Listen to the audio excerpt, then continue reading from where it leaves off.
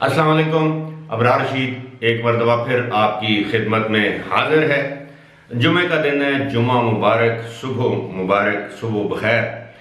अगर अभी तक आपने मेरे चैनल को सब्सक्राइब नहीं किया तो इसे सब्सक्राइब कर लें, जो बेल आइकन है उसको प्रेस कर दें ताकि मेरी वीडियो का नोटिफिकेशन आपको मिल सके। मैंने कल जो वीडियो की थी, अगर आपने वो मिस की है तो मैंने उसमें आपको एक ऑफ़र की थी अपने फॉलोअर्स को, ख़ास तौर पर वो फॉलोअर्स जो इस वक्त पाकिस्तान में हैं, कि मैं उनको एक सूवेनियर दूंगा। मैं दोबारा रिपीट कर देता हूँ मुख्तसरन।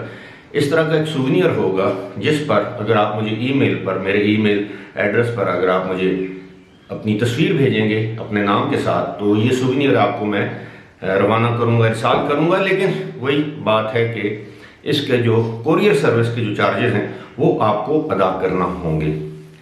उम्मीद है आप मेरी इस पेशकश को कबूल फरमाएंगे। ना सिर्फ ये मग बल्कि एक शर्ट भी है। अब मैं आता हूँ अपने असल मौजू की जानिब। अगर आपको याद हो तो तकरीबन 2 हफ्ते या 1.5 हफ्ता पहले मैंने आपको अपनी 2 वीडियोस में आपको बताया था कि अब यूएई से वीज़े से मुतल्लिक जो हैं वो खुशखबरियाँ आना शुरू हो जाएंगी, और यही हुआ। पहले उन्होंने आर्जी वर्क परमिट के इजरा का ऐलान किया, यानी यूएई अथॉरिटीज़ ने। उसके बाद उन्होंने मुस्तकिल वर्क परमिट के इजरा का ऐलान किया, जो कि बहुत बड़ी खबर है उन लोगों के लिए जो कि वर्क परमिट के इजरा का इंतज़ार कर रहे थे, जिनको नौकरियां तो मिल रही थी लेकिन उनको वर्क परमिट जारी नहीं हो रहे थे। अब सूरत हाल ये है कि अब आपको वर्क परमिट जारी होना शुरू हो चुका है। अब इसके बाद अगला जो मरहला है वो ये है कि जो लोग फैमिली रेजिडेंसी वीज़े के इंतज़ार में बैठे हैं, यानी वो लोग जो खुद तो यूएई में, उनकी डिपेंडेंट फैमिलीज जो हैं वो पाकिस्तान में, उनको रेजिडेंसी वीज़ा नहीं मिल रहा। अब अगले मरहले पर वो फैमिली रेजिडेंसी वीज़े के इजरा का ऐलान करेंगे या किया जाएगा जल्द ही। ये मैं आपको पेश की खबर दे रहा हूँ अपनी मालूमात की बुनियाद पर। उसके बाद जो है वो दीगर जो रेजिडेंस जो वीज़े होते हैं वो उनके इजरा का ऐलान किया जाएगा। मैं आपको पहले भी मैंने आपको बताया कि ये मरहला वार स्टेप बाय स्टेप इन वीज़ों का ऐलान किया जाएगा। जब से 2 दिन पहले गवर्नमेंट ऑफ यूएई ने ऐलान किया था परमानेंट, जिसे कहते हैं ना वर्क परमिट, आरजी या टेम्परेरी वर्क परमिट की बात मैं नहीं कर रहा, उसकी मियाद होती है 6 महीने। ये है परमानेंट वर्क परमिट। जब से उन्होंने इसका ऐलान किया है तो ना सिर्फ यूएई और यूएई के बाहर जो मुमकिना एम्प्लॉयज़ हैं, मुलाजमीन हैं, उनमें खुशी की लहर दौड़ी, बल्कि जो एम्प्लॉयर्स हैं जिनको ये भर्तियां करनी है, जिनको लोगों को नौकरियों पर रखना है, वो भी इंतहाई खुश दिखाई देते हैं। अब यूएई के अखबारात में इस तरह के सर्वे जो हैं वो पब्लिश हो रहे हैं कि इससे बहुत से लोगों, यानी हज़ारों की तादाद में लोगों को फ़ायदा होगा, जिनमें मुतवक्को जो मुलाजमीन हैं वो, और जिनको मुलाजमत दी जाएगी, और जो कंपनियां हैं जो हायर करेंगी। इसके साथ साथ आपको पता है कि इसमें जो रिक्रूटमेंट कंपनीज हैं उनका कारोबार भी बढ़ेगा। एक बात मैं आपको और वाज़ेह करता चलूँ, जो रिक्रूटमेंट कंपनीज हैं, अगर आप किसी रिक्रूटमेंट कंपनी के जरिए वर्क परमिट किसी कंपनी में एम्प्लॉयमेंट हासिल करते हैं तो आपको उस रिक्रूटमेंट कंपनी को कोई फीस अदा नहीं करना होती। अगर आपसे वो कंपनी कोई फीस मांगती है, इसका मतलब वो कंपनी फेक है या जाली है। रिक्रूटमेंट कंपनीज हमेशा जो कंपनी हायर करती है, जिसके बिहाफ पर वो रिक्रूटमेंट करते हैं, वो हमेशा उनसे अपनी जो फीस है, जो भी अखराजात हैं, वो उनसे वसूल करती है, और उनसे ही कानूनी तौर पर वसूल करने की पाबंद है। वो अपने एम्प्लॉय से, जिसको वो रिक्रूट करती है, उससे वो फीस वसूल करने की मजाज नहीं। माफ़ कीजिएगा। अब दूसरी बात यह है कि एक तरफ तो ये खुशखबरी, और दूसरी जानब एक वो गुज़िश्ता रोज़ इन्होंने एक मरतबा फिर आईसीए अप्रूवल का जो कानून है वो लागू कर दिया। पहले वो लोग जो दुबई एयरपोर्ट पर जाते थे उन पर ये कानून लागू नहीं होता था, आईसीए की सिर्फ आप डॉक्यूमेंट्स की वेरिफिकेशन करवाते थे, लेकिन बदकिस्मती से इस कानून को ओवरनाइट चेंज कर दिया गया।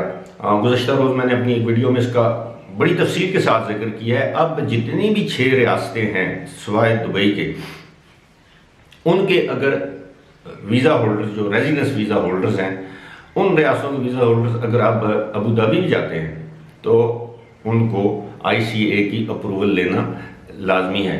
मेरा मतलब कहने का ये था कि अगर उन रियासतों के रिहायशी अगर दुबई भी लैंड करते हैं तो उनके लिए ICA की अप्रूवल लेना लाजमी है। लेकिन अगर आप दुबई का वीज़ा होल्डर है, यानी दुबई का रेजिडेंस वीज़ा है आपके पास, तो फिर आपको ICA से अप्रूवल की ज़रूरत नहीं, बल्कि आप GDRFA से आप अप्रूवल देते हैं। वो एक रस्मी सी बात होती है, 2-4 मिनट में आपको अप्रूवल मिल जाती है। इसके साथ साथ एविएशन इंडस्ट्री ने, यानी पूरी दुनिया के एयरपोर्ट्स और एयरलाइंस ने अब मुख्तलिफ हुकूमतों से मुतालबा करना शुरू कर दिया है कि वो अपने अपने मुल्कों में क्वारंटाइन या क्वारंटीन की जो पाबंदी है, जो शर्त है, उसको ख़त्म कर दें और सिर्फ टेस्ट जो है उसकी शर्त को बरकरार रखें। यानी जब कोई एक शख्स एक मुल्क से दूसरे मुल्क जाता है तो वो उससे कोविड-19 नेगेटिव टेस्ट मांगा जाए, अपने मुल्क में टेस्ट किया जाए जिस तरह दुबई में, UAE में किया जाता है, लेकिन क्वारंटीन की जो शर्त है उसको ख़त्म किया जाए, क्योंकि इससे एयरलाइन की जो इंडस्ट्री है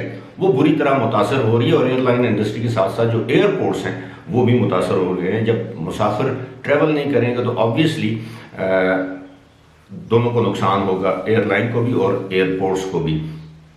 अब इस हवाले से मैं मिसाल देता हूँ। वो मिसाल ये है कि अगर आप इस वक्त यहाँ से, पाकिस्तान से, लाहौर से, इस्लामाबाद या कराची से अगर आप वीज़ा हासिल करके, चाहे वो विजिट वीज़ा है, टूरिस्ट वीज़ा है, रेजिडेंस वीज़ा है, आप वीज़ा हासिल करके आप अबू धाबी लैंड करते हैं, एक तो आपको पाकिस्तान से टेस्ट करवाना पड़ेगा कोविड-19 का, उसकी रिपोर्ट नेगेटिव आएगी तो आपको जहाज़ में सवार होने नहीं दिया जाएगा।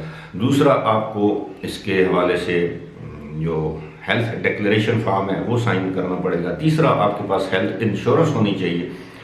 उसके बाद जब आप उस एयरपोर्ट पर जाएंगे वहाँ पर आपका कोविड-19 का टेस्ट होगा। फिर उसके बाद अबू धाबी में अगर आप जाते हैं तो 14 दिन का quarantine period is must mandatory. अब एक शख्स 2 हफ्ते के लिए विजिट के लिए अपने अहल खाना से मिलने के लिए या घूमने फिरने के लिए अबू धाबी जाता है, वो 14 दिन अगर क्वारंटीन में गुजार देगा तो उसकी जाने का फ़ायदा क्या हुआ। लिहाजा अब एयरलाइंस ने भी ये मुतालबा करना शुरू कर दिया है कि इस शर्त को ख़त्म किया जाए। यानी ये सिर्फ UAE तक महदूद नहीं है, बल्कि ऑल ओवर दी वर्ल्ड, यानी पूरी दुनिया में अब ये मुतालबा किया जा रहा है कि इस क्वारंटीन की शर्त को ख़त्म किया जाए।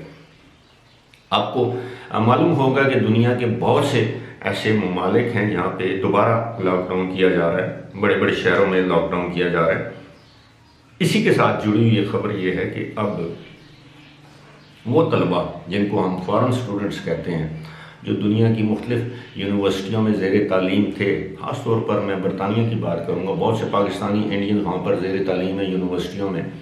अब यूनिवर्सिटियों में जब से लॉकडाउन शुरू हुआ है तो वहाँ से वो तलबा या तलबात जो हैं वो वहाँ से फारिग हो रहे हैं, उन यूनिवर्सिटियों को छोड़ रहे हैं, जिससे बरतानिया का बहुत बड़ा नुकसान होगा। क्योंकि आम तौर पर अमेरिका हो, बरतानिया हो, यूरोप की दीगर यूनिवर्सिटियाँ हों, वहाँ के जो फॉरेन स्टूडेंट्स होते हैं उनसे हेफ्टी फीस या बहुत बड़ी फ़ीसें वहाँ उनसे वसूल की जाती हैं और उनका कारोबार या उन यूनिवर्सिटियों का ये मामलात हैं वो फॉरेन स्टूडेंट्स पे चलते हैं, क्योंकि मुकामी स्टूडेंट्स से वो कम फ़ीसें वसूल करते हैं, फॉरेन स्टूडेंट्स से ज़्यादा करते हैं। अब चूँकि सिलसिला ऑनलाइन तालीम तक पहुँच गया, मेरा अपना बात का दिल करता है कि मैं ऑनलाइन कोर्सेज़ करूँ मुख्तलिफ मीडिया से मुतल्लिक जो जुड़े हुए हैं, बजाय इसके कि मैं किसी दूसरे मुल्क में जाकर वहाँ पर रिहाइश इख्तियार करूँ, वहाँ की फ़ीसें अदा करूँ, हॉस्टल के खर्चे किराए अदा करूँ, तो इससे बेहतर नहीं है कि मैं ऑनलाइन तालीम हासिल कर सकूँ। तो अब जो है वो ऑनलाइन का ज़माना आ गया है। इस पर किसी और वीडियो में अपनी गुफ्तगू करूँगा। फ़िलहाल इसी के साथ मुझे दीजिए